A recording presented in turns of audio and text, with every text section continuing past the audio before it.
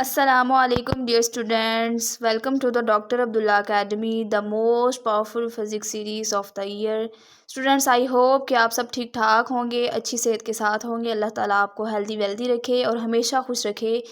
आज का जो हमारा टॉपिक है वो है बेसिकली थर्मोकपल थर्मोमीटर के बारे में। प्रीवियस लेक्चर में हमने देखा कि किस तरह से हम टेम्परेचर को एक स्केल से दूसरे स्केल के अंदर कन्वर्ट कर सकते हैं। आज के टॉपिक में हम देखेंगे कि किस तरह दो किस्म के मेटल्स को जोड़कर हम थर्मोमीटर बनाते हैं। हमने इसके करैक्टरिस्टिक्स में देखा था कि एक ही मेटल से बना सकते हैं, लेकिन इस टॉपिक के अंदर हम ये देखेंगे कि किस तरह दो मेटल्स को यूज़ करते हुए भी थर्मोमीटर को बनाया जा सकता है। तो चलिए विदाउट वेस्टिंग एनी टाइम हम अपने चैप्टर की तरफ आते हैं, टॉपिक की तरफ आते हैं। बिस्मिल्लाहिर्रहमानिर्रहीम, रब्बी ज़िदनी इल्मा, रब्बी ज़िदनी इल्मा, रब्बी ज़िदनी इल्मा, आमीन आमीन आमीन। This type of thermometer consists of two wires of different materials such as the copper and iron. जो स्टूडेंट थर्मोकपल थर्मोमीटर होते हैं ना, जैसा कि इसके नाम से पता चल रहा है कि थर्मोकपल यानी ऐसी टू वायर्स को हमने कपल कर देना है, जोड़ देना है। उनको हमने एक जंक्शन के अंदर ले के आना है, यानी दो वायर को डिफरेंट मेटल्स की, और उससे जो थर्मोमीटर बनाया जाता है उसको कहते हैं थर्मोकपल थर्मोमीटर। तो स्टूडेंट्स, इस किस्म के जो थर्मोमीटर होते हैं उसमें दो डिफरेंट किस्म के जो मटेरियल्स हैं उनको यूज़ किया जाता है। उनकी वायर्स को बेसिकली यूज़ किया जाता है, जैसे कि यहाँ उसने बताया कि कॉपर और आयरन की वायर को। स्टूडेंट्स, जब हम कॉपर और आयरन यानी ये दोनों डिफरेंट मटेरियल हैं, एक मटेरियल नहीं है, इनकी जब हम वायर्स को इस्तेमाल करेंगे दोनों को, तो क्या होगा कि जो इनकी डिफरेंट प्रॉपर्टीज़ हैं, उनकी प्रॉपर्टीज़ डिफरेंट होने की वजह से जो करंट है वो जनरेट होगा, यानी करंट पैदा होगा। और यही प्रॉपर्टी जो है इसे एक थर्मोमेट्रिक डिवाइस बनाती है, यानी कि इनके डिफरेंट प्रॉपर्टीज़ की वजह से करंट को जनरेट किया जाता है इसके अंदर, और इसी वजह से इसको थर्मोमेट्रिक डिवाइस भी कहा जाता है। Their ends are joint together to form two junction, यानी इनके जो एंड्स होते हैं दोनों वायर्स के, उनको आपस में जोड़ दिया जाता है।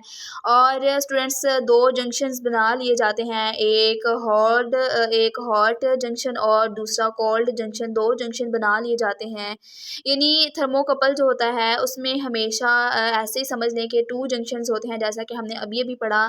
एक को हम हॉट जंक्शन कहते हैं और दूसरे को हम कोल्ड जंक्शन कहते हैं। और जंक्शन ही ऐसे पॉइंट्स होते हैं स्टूडेंट्स जहाँ पर जो टेम्परेचर डिफरेंस है वो पैदा होता है और वहाँ पर करंट जो है वो फ्लो करता है। तो इसलिए जो है इनको हम क्या कहते हैं, थर्मोमेट्रिक डिवाइस, जैसा कि हम ऊपर पढ़ कर आए हैं। तो यहाँ पर जो याद रखने की चीज़ है वो ये है कि इनके अंदर दो डिफरेंट टाइप्स के मटेरियल की वायर्स को यूज़ किया जाता है और इनके एंड्स को आपस में जोड़कर दो जंक्शन बना लिए जाते हैं। ये जैसा कि आपको यहाँ फिगर में नज़र आ रहा है, एक हॉट जंक्शन और दूसरा कोल्ड जंक्शन, और इन्हीं जंक्शंस पर जो करंट है वो क्रिएट की जाती है। और इसी करंट को मेजर करने के लिए हमने आगे वोल्टेज लगाया है। वोल्टेज जो है वो बेसिकली हमें बताएगा कि कितना करंट जो है इसके अंदर प्रोड्यूस हो रहा है। आगे देखते हैं, this current is due to the potential difference produced across the two junction as the two wires have different resistance. Student, इसमें वो अब वजह बता रहा है कि जो करंट पैदा हुआ है वो क्यों पैदा हुआ है, देख लेते हैं। कहता है is due to the potential difference, क्योंकि जो दोनों पॉइंट्स हैं उनका जो पोटेंशियल है वो डिफरेंट है। और जब वो पोटेंशियल डिफरेंस डिफरेंट होगा, जब दोनों वायर्स का पोटेंशियल डिफरेंट होगा तो उसके नतीजे में जो है वो करंट प्रोड्यूस होगी। क्योंकि फ़िज़िक्स के अंदर ये जो कॉन्सेप्ट है वो बहुत बेसिक होता है कि जब दो पॉइंट्स का पोटेंशियल जो होगा वो डिफरेंट होगा तो वहाँ पर जो करंट है वो प्रोड्यूस होगा। चूँकि दोनों वायर्स अपना अपना पोटेंशियल रखती हैं, इसकी वजह से उनके पोटेंशियल के दरमियान डिफरेंस आएगा, और जब डिफरेंस आएगा तो तब ही जो है करंट यहाँ पर प्रोड्यूस होगा। और करंट जो है वो दोनों जंक्शन के जो अक्रॉस प्रोड्यूस होगा, एक जंक्शन के अक्रॉस नहीं होगा बल्कि दोनों जंक्शन के अक्रॉस होगा। चूँकि जो दोनों वायर्स हैं, एक कॉपर की और दूसरी आयरन की, वो उनकी जो रेजिस्टेंस होती है वो मुख्तलिफ होती है। और जब स्टूडेंट्स इनकी रेजिस्टेंस मुख्तलिफ होगी, रेजिस्टेंस जो होती है बेसिकली वो होती है रुकावट, यानी कि उनके जो मॉलिक्यूल्स के दरमियान रुकावट होती है, उसकी वजह से इनके दरमियान डिफरेंट पोटेंशियल जो वो होगा, यानी इनके जो पोटेंशियल होगा बिल्कुल डिफरेंट होगा, और पोटेंशियल डिफरेंट होने की वजह से करंट प्रोड्यूस होगा। सो यही यहाँ पे बयान कर रहा है कि जो करंट है वो क्यों प्रोड्यूस होता है, वो पोटेंशियल डिफरेंस की वजह से। और पोटेंशियल डिफरेंस क्यों होता है, इनकी जो रेजिस्टेंस होती है वो डिफरेंट होती है दोनों वायर्स। आगे देखिए students, the greater the difference of the temperature, जितना ज़्यादा टेम्परेचर का फ़र्क होगा, the greater is the potential difference, उतना ही जो पोटेंशियल डिफरेंस है वो ज़्यादा होगा, और voltage produced across the junction, और उतना ही जो वोल्टेज होगा वो पैदा होगा। यानी अगर हॉट जंक्शन को ज़्यादा हीट किया जाए तो वोल्टेज जो है वो ज़्यादा बनेगी। इस वजह से ये जो है थर्मोमीटर हाई टेम्परेचर मेजर करने में ख़ास तौर पर यूज़फुल होता है। क्योंकि स्टूडेंट्स जो हमारे पास कोल्ड जंक्शन है उसको टेम्परेचर नहीं दिया जाता, जो हॉट जंक्शन है टेम्परेचर वहाँ से जो है वो दिया जाता है। और जब हॉट जंक्शन को हम टेम्परेचर देंगे तो जो दूसरा जंक्शन है वो हमेशा एक ही टेम्परेचर पर हम उसको फिक्स कर देंगे, और वो टेम्परेचर यानी थोड़ा छोटा टेम्परेचर हो सकता है, और उसको वो इसीलिए कोल्ड जंक्शन कहलाता है। और जब इसको टेम्परेचर ज़्यादा देंगे और इसको टेम्परेचर कम देंगे तो इन दोनों के दरमियान टेम्परेचर के दरमियान जो डिफरेंस आएगा उसकी वजह से जो इनका पोटेंशियल होगा वो डिफरेंट हो जाएगा, और पोटेंशियल डिफरेंट होने की वजह से ये सर्किट के अंदर जो है वो करंट पैदा होगा। आगे देखते हैं, if one end of the junction is kept at the fixed lower temperature, यानी वही बात कि अगर हम कोल्ड जंक्शन को इसका टेम्परेचर जो है उसको फिक्स्ड कर लेते हैं और इसको जो है एक बिल्कुल आइस बाथ में रख देते हैं, यानी 0 सेंटीग्रेड पर इसको रख देते हैं और उसको एक रेफरेंस के तौर पर मानते हैं, तो क्या होता है कि वो बिल्कुल ठंडा ही रहता है और इसका टेम्परेचर इतना ज़्यादा नहीं होता। से by placing it in ice bath, यानी उसको हम एक आइस बाथ पर रख देते हैं जो कि कितना है 0 सेंटीग्रेड होता है। स्टूडेंट इसका मतलब ये है कि जो हमें रेफरेंस के लिए जो भी चीज़ हमने मेजर करनी हो उसके रेफरेंस के लिए हमें एक स्टैंडर्ड टेम्परेचर चाहिए होता है, ताकि जो दूसरी साइड का टेम्परेचर है उसको मेजर किया जा सके। तो इसीलिए जो एक्सपेरिमेंट्स करने लगते हैं जब, तो कोल्ड जंक्शन जो है उसको आइस बाथ में रख दिया जाता है, यानी बर्फ़ में रख दिया जाता है, और आइस बाथ में रख कर जो उसका जो टेम्परेचर है उसको 0 सेंटीग्रेड कर दिया जाता है। यानी जो 0 सेंटीग्रेड है या जो कोल्ड जंक्शन में टेम्परेचर होता है वो एज अ स्टैंडर्ड टेम्परेचर होता है, और स्टैंडर्ड टेम्परेचर वो होता है जो एज अ रेफरेंस यूज़ होता है, और जिसको यूज़ करते हुए या जिसको सामने रखते हुए हम दूसरे पॉइंट का टेम्परेचर जो है वो ईजीली हम उसको माप सकते हैं, हम उसको मेजर कर सकते हैं। और अगर स्टूडेंट वो भी टेम्परेचर चेंज हो हॉट जंक्शन का और कोल्ड जंक्शन का भी चेंज होता जाए, तो दोनों का चेंज होगा तो फिर हम उस चीज़ को अच्छे से मेजर नहीं कर सकेंगे। जैसे स्टूडेंट हम देखते हैं कि जो तराजू होता है स्टूडेंट, उसके एक पलड़े में एक फिक्स्ड वेट रख दिया जाता है और वो बिल्कुल फिक्स्ड होता है, स्टैंडर्ड होता है, और उसको एज अ रेफरेंस यूज़ किया जाता है, और दूसरे पलड़े में जो चीज़ हमने मापनी हो मेजर करनी हो उसको रखते हैं, और फिर जो फिक्स्ड होता है उसके रेफरेंस को यूज़ करते हुए हम जो वो अननोन वेट होता है उसको हम मेजर कर लेते हैं।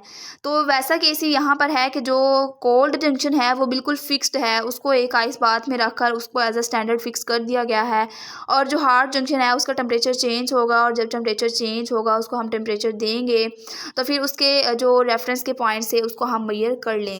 आगे देखिए, the temperature of the other junction at the high temperature, यानी जो दूसरा जंक्शन है कौन सा हॉट जंक्शन, उसको हम टेम्परेचर देंगे तो फिर क्या होगा, उससे टेम्परेचर को हम मेजर कर सकते हैं, can be measured using a millivolt meter by a calibrated scale on it. यानी जो हॉट जंक्शन है जब उसको हम टेम्परेचर देंगे तो फिर क्या होगा कि उस टेम्परेचर की वजह से उसका जो पोटेंशियल है वो ज़्यादा हो जाएगा, और फिर हॉट जंक्शन और कोल्ड जंक्शन जो है उनके पोटेंशियल डिफरेंस की वजह से जो करंट है वो क्रिएट होगा, और उस करंट को ये स्टूडेंट देखिए हमने आगे वोल्टेज के लिए मेजर करने के लिए, या दूसरे अल्फाज में इस तरह कह लें कि हमने करंट को मेजर करने के लिए पोटेंशियल डिफरेंस को मेजर करने के लिए हमने एक वोल्टेज लगाया हुआ है, और उसके उसके जो उसको हमने मिली वोल्टमीटर के साथ जोड़ा हुआ है, और जिसके ज़रिए से हम उसको जो वो वोल्टेज है उसको मेजर कर सकते हैं, और इस पर एक स्केल मौजूद होता है रीडिंग करने के लिए, ताकि डायरेक्टली जो टेम्परेचर है हम उसको जो मेजर कर सकें। जो बड़ा जंक्शन होता है जिसको हम ही हॉट जंक्शन भी कहते हैं, वो बहुत क्विकली तौर पर टेम्परेचर को डिटेक्ट करता है, यानी टेम्परेचर को महसूस करता है और फिर जो है जल्दी से सारा प्रोसीजर बहुत जल्दी से हो जाता है। इसीलिए इसे ज़्यादातर लेबॉर्ट्रीज़ के अंदर और इंडस्ट्रीज़ वगैरह के अंदर इसको यूज़ किया जाता है। स्टूडेंट्स, यहाँ तक था हमारा टॉपिक थर्मोकपल थर्मोमीटर के किस तरह हम टू डिफरेंट मटेरियल्स को यूज़ करते हुए एक कपल को क्रिएट करते हैं और उसके नतीजे में क्या होता है, करंट प्रोड्यूस होता है और उस वो जो है हमें टेम्परेचर की क्विक जो है रिस्पॉन्स कर रहा होता है। सो आई होप ये वाला आपको अच्छे से समझ आ गया होगा। अब जो नेक्स्ट टॉपिक है वो है हमारे पास sensitivity, range and linearity of thermometers. तो चलिए इसको देख लेते हैं कि इसमें क्या बताया गया है। इसके अंदर बेसिकली जो थर्मोमीटर हैं उनकी 3 करैक्टरिस्टिक्स को या उनकी 3 खसूसियात को बताया गया है। हम इसको डिटेल में देखेंगे कि इसके अंदर क्या बताया है। सेंसिटिविटी है, रेंज है और लीनियरिटी है। तो चलिए इसको स्टार्ट करते हैं। A thermometer is evaluated by its 3 key characteristics that are sensitivity, range and linearity. इसमें सिंपली स्टूडेंट कहा जा रहा है कि जो एक थर्मोमीटर है उसको हम इवेलुएट कर सकते हैं या सिंपली इस तरह कह लें कि हम उसको चेक कर सकते हैं। उसके 3 जो खसूसियात हैं या इसकी 3 खसूसियात की बुनियाद पर हम उसको चेक कर सकते हैं कि आया ये थर्मोमीटर हमारे पर्पज़ के लिए यूज़फुल है भी या नहीं, या जो है ये हमें अच्छे रिज़ल्ट्स देगा या नहीं, या ये अच्छे से काम कर रहा है या नहीं। वो 3 खसूसियात क्या है स्टूडेंट्स यहाँ पे दी हुई हैं। यानी जो थर्मामीटर है उसको चेक करने के लिए ये सिर्फ काफ़ी नहीं है कि वो थर्मामीटर टेम्परेचर की रीडिंग दे रहा है या नहीं, बल्कि उसकी जो और भी करैक्टरिस्टिक्स हैं उसको भी देखना होगा। यानी वो उसकी जो सेंसिटिविटी है, यानी वो जो थर्मोमीटर है वो कितना सेंसिटिव है, वो किस कदर हसास है टेम्परेचर को मेजर करने के लिए, या टेम्परेचर को किस तरह वो एक्सेस कर लेता है। उसके बाद उसकी रेंज कितनी है, यानी वो किस रेंज तक जा सकता है, उसके ऊपर स्केलिंग कितनी की हुई है। और लीनियरिटी भी हम देखेंगे कि जो है वो उसकी जो रीडिंग्स होती हैं वो कितनी लीनियर होती हैं, कितनी सीधी होती हैं। तो ये सारी क्या है थर्मोमीटर्स की खसूसियात हैं। They help determine the suitability of the thermometer for specific use ensuring accurate and reliable measurement of the temperature. यानी स्टूडेंट के हम इन करेक्टरिस्टिक्स को यूज़ करते हुए ये हमारी हेल्प करती है कि हम ये देख सकें, डिटरमाइन कर सकें कि ये जो हमारे पास थर्मोमीटर है ये हमारे लिए सूटेबल है या हमारे लिए ये मुनासिब है इसका इस्तेमाल करना, और जो है ये क्या ये एक्यूरेट मेजरिंग हमें दे रहा है, या ये जो ऐसे मेजरमेंट देता है जिस पर हम इत्मीनान कर सकते हैं। तो ये जो होता है ये करैक्टरिस्टिक्स हमें ये बता रही होती हैं।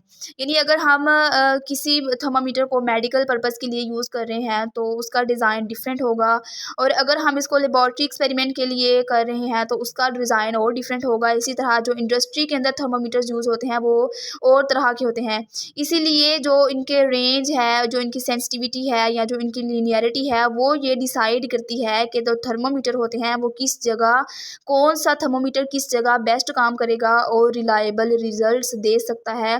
चाहे ये मेडिकल पर्पज़ के लिए यूज़ हो रहा है या चाहे ये लेबॉर्ट्री के अंदर यूज़ हो रहा है या इंडस्ट्री के अंदर यूज़ हो रहा है, हर फील्ड में जो इसकी करैक्टरिस्टिक्स होंगी उसका लेवल और उसकी रेंज डिफरेंट होगी। आगे स्टूडेंट्स देखिए इसका हम फर्स्ट वाला टॉपिक को रीड आउट करते हैं कि सेंसिटिविटी में क्या बताया गया है। Sensitivity of a thermometer refers to the ability to detect small changes in the temperature of an object. यानी जो सेंसिटिविटी है उसका स्टूडेंट मतलब ये है कि किसी थर्मोमीटर की जो सेंसिटिविटी है वो इस चीज़ को रेफ़र करती है कि वो किस ऑब्जेक्ट के टेम्परेचर में होने वाली छोटी से छोटी तब्दीलियों को डिटेक्ट कर सकता है या नहीं। यानी अगर हम थर्मोमीटर का जो स्केल है उसको बड़ा वो बड़ा रफ़ है तो वो छोटी छोटी जो चेंजिंग्स आ रही होंगी उसको शो नहीं करेगा। लेकिन अगर जो स्केल है हमने उसको बहुत ज़्यादा प्रिसाइज़ किया है तो वो बहुत छोटी छोटी चेंजेस को भी शो करेगा। तो इसी को स्टूडेंट्स हम कहते हैं कि थर्मोमीटर की सेंसिटिविटी, यानी वो किस कदर छोटी वैल्यूज़ को भी डिटेक्ट या मेजर कर सकता है। For example the minimum division on the scale of the thermometer is 1 centigrade. यहाँ पे मिसाल दी है कि जो थर्मामीटर होता है उस पर जो स्केल की जो सबसे छोटी रीडिंग होती है या जो सबसे छोटी डिवीजन होती है वो कितनी होती है 1 सेंटीग्रेड। तो the accuracy of its temperature measurement will be 1 centigrade. तो इसको जो एक्यूरेसी होगी वो भी 1 सेंटीग्रेड ही होगी। यानी अगर टेम्परेचर जो है वो 37.4 सेल्सियस है तो ऐसा थर्मामीटर जो है वो इसे 37 सेल्सियस या 38 सेल्सियस शो करेगा, क्योंकि जो इसकी एक्यूरेसी है उसकी जो लिमिटेशन है वो सिर्फ 1 सेंटीग्रेड तक है। यानी स्टूडेंट्स अगर टेम्परेचर जो है वो है 37.4 तो जो यानी स्टूडेंट के अगर टेम्परेचर हमारे पास हो 37.4 सेल्सियस तो जो ऐसा टेम्परेचर होता है जिसकी सेंसिटिविटी की जो लिमिट है वो कितनी है 1 सेंटीग्रेड। तो ऐसा जो थर्मामीटर है वो क्या करेगा 37.4 को सेल्सियस को या तो हमें 37 शो करवाएगा तो या इसको राउंड ऑफ करके 38 सेल्सियस शो करवाएगा, क्योंकि इसकी जो एक्यूरेसी है वो 1 सेंटीग्रेड तक वो लिमिटेड है। यानी वो 1 सेंटीग्रेड तक हमें कोई भी चीज़ है वो एक्यूरेटली तक दिखा सकता है। आगे देखिए, on other thermometers the marks are 0.1 centigrade apart. कहता है कि अगर वो पीछे हमने पढ़ा कि 1 सेंटीग्रेड उसकी जो लिमिट है या उसकी एक्यूरेसी 1 है, लेकिन अगर दूसरे थर्मोमीटर पर जो उसके मार्क्स हैं वो 0.1 सेंटीग्रेड के फासले पर है, यानी जो उसके स्टेप्स आ रहे हैं या जो उनके फासले एक जो डिवीजन है वो दूसरी डिवीजन से कितने फासले पर है 0.1 उनका फासला है, 0.1 मार्क्स होते हैं उनके थर्मोमीटर के ऊपर। तो फिर क्या होगा कि जो उनकी एक्यूरेसी होगी वो भी कितनी होगी 0.1 और उसको ज़्यादा सेंसिटिव कहा जाएगा, यानी वो ज़्यादा छोटी वैल्यू को मेजर कर सकता है। ऊपर हमने पढ़ा 1 सेंटीग्रेड और यहाँ पे क्या है 0.1, यानी जो 0.1 है वो ज़्यादा छोटी वैल्यू है, इसलिए उसको ज़्यादा सेंसिटिव कहा जाएगा। और वो जो ऐसा थर्मोमीटर होगा वो छोटी से छोटी चेंजेस को भी डिटेक्ट कर लेता है। और अगर स्टूडेंट्स जैसा हमने ऊपर वाले केस में पढ़ा कि ऊपर वाले केस में अगर 37.4 सेंटीग्रेड होगा तो वो उसे जो है 38 कर देगा, यानी राउंड ऑफ करके, क्योंकि उसकी जो एक जो डिवीजन है वो 1 सेंटीग्रेड की है तो इसलिए वो उसको 38 करके दिखा रहा होगा। लेकिन अगर कोई थर्मामीटर की डिवीजन इतनी छोटी है या वो इतना प्रिसाइज है कि उसके अंदर 0.1 की रीडिंग भी मौजूद है तो वो उसको प्रॉपरली तौर पर वही शो करेगा जो है थर्मामीटर की रीडिंग होगी, यानी वो पॉइंट के अंदर भी हमें वैल्यूज़ बता रहा होता है 37.4, यानी इसको एज इट इज़ वही जो है वो रिप्रेजेंट कर रहा होगा। तो इसे जो है वो प्रॉपरली तौर पर वो शो करेगा। इसीलिए स्टूडेंट्स की जितनी छोटी डिवीजन होगी थर्मामीटर के अंदर वो जो थर्मामीटर होगा वो इतना ही ज़्यादा सेंसिटिव होगा। यानी सेंसिटिविटी से क्या पता चला कि कोई थर्मामीटर कितनी छोटी वैल्यू को डिटेक्ट कर सकता है, उसको हम कहते हैं sensitivity. Hence, its accuracy will be up to 0.1 centigrade and said to be more sensitive। इसलिए इसकी सेंसिटिविटी 0.1 सेंटीग्रेड होगी और इसको हम मोर सेंसिटिव कहेंगे। It's measurement will be more precise, यानी इसकी जो मेजरमेंट होगी वो ज़्यादा अच्छी प्रिसाइज होगी और ज़्यादा करेक्ट होगी और इसीलिए इसको साइंटिफिक रिजल्ट्स वगैरह में लेने के लिए यूज़ किया जाता है। जबकि जो कम सेंसिटिव वाले थर्मोमीटर होते हैं उनको सिर्फ हम जनरल ऑब्जर्वेशन के लिए यूज़ कर रहे होते हैं। वो ज़्यादा प्रिसाइज होंगे than the measurement by a thermometer with an accuracy of 1 centigrade. उस मुकाबले में जिनकी जो एक्यूरेसी है सिर्फ 1 सेंटीग्रेड है उनसे ये ज़्यादा क्या होंगे, एक्यूरेट होंगे। सो स्टूडेंट यहाँ तक था ये हमारा टॉपिक जिसमें हमने थर्मोकपल थर्मोमीटर को पढ़ा और इस टॉपिक में से हमने सिर्फ सेंसिटिविटी को देखा।